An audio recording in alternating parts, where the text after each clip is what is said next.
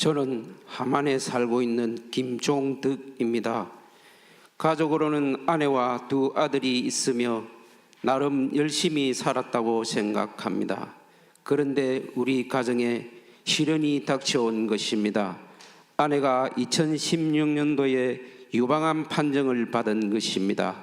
투병 생활 중 아내는 우울증도 있었고 독한 항암 약물 치료에 시력을 잃었습니다. 우리 부부는 27년간의 공직 생활을 마감해야만 했습니다. 저는 아내가 하고 싶은 건 다 해주고 싶었습니다.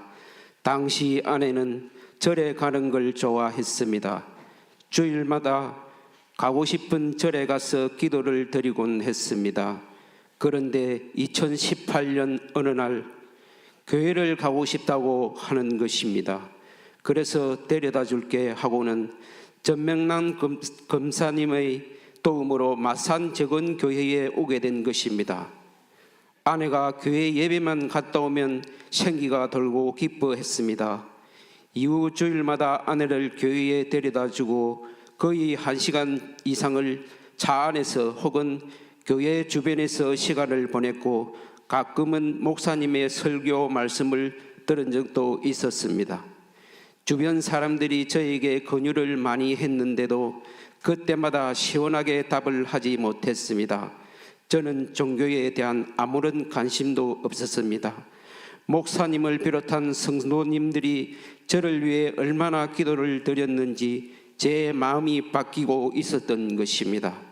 그래, 아내가 좋아하는 교회 나도 한번 가보자 라는 마음으로 변한 것입니다.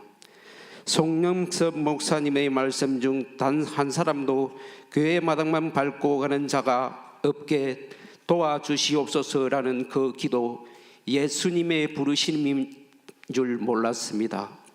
그날도 아내와 금요 기도회를 마치고 돌아오는 고속도로에서 대형 트럭이 차선을 넘어 우리 차를 치고 지나갔는데도 아무 상처 없이 무사한 것은 하나님의 은총인 것 같습니다.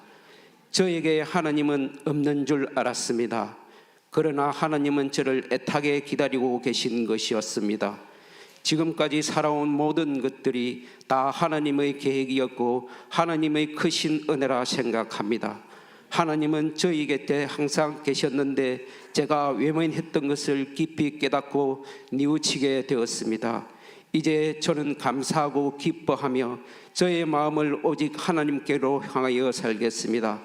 그리고 앞으로 어디에 있든지 무엇을 하든지 항상 하나님의 은혜와 사랑이 흘러넘치는 삶을 살겠습니다. 저를 위해 기도해 주신 목사님을 비롯한 모든 성도님들께 깊은 감사를 드립니다. 고맙습니다.